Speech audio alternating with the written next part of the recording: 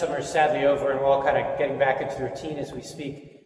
Here in the Archdiocese of Baltimore, the Archbishop has asked us all to undertake this new directive to be missionary disciples. Now, most of us hear that, we think, I don't even know what that means, so it doesn't refer to me, I don't have to worry about it. But before we write it off and think we're off the hook, let's actually unpack what that means. To be missionary discipled is simply to live the very last command Jesus gave before he left the earth. Before Jesus ascended into heaven, the last command he gave us is, go and make disciples. Now again, most of us hear that, we think, well, Father John, that's your job, or that's the church's job, or that's the people who work for the church's job. Well, yes, it is, but it's all of our jobs. To make disciples is something all of us, as baptized people of faith, are called to do. Now, I think most of us are intimidated by that. Does that mean I have to go knock on someone's door? Does that mean I have to be a Bible pusher? Does that mean I have to be one of those people who's always talking about God or religion? No, it doesn't mean any of that. To make disciples is a lot easier than most of us realize. It simply means sharing the difference Jesus made in your life with someone else.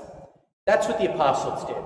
Before we had churches and schools and catechisms and religious ed classes, the faith was simply spread one person to another. I've realized how much of a difference God's love made in my life, and that was such a great thing. That was something I wanted to share with someone else.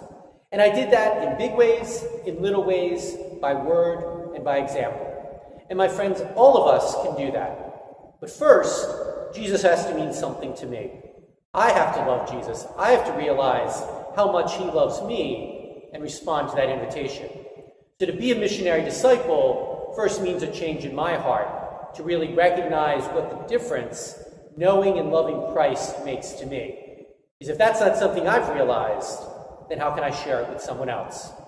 So in this first reflection, that's something I want to ask ourselves. Is that something we've realized? Does Jesus really make a difference to me?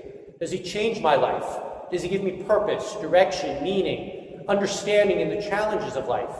All those things that we talk about in faith, we need to really think about how vastly different and empty our lives would be without that faith.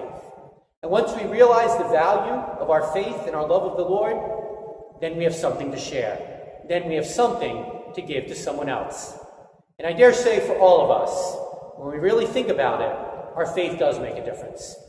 Knowing and loving the Lord gives us purpose, direction, meaning. It gives us peace in the difficult times in life.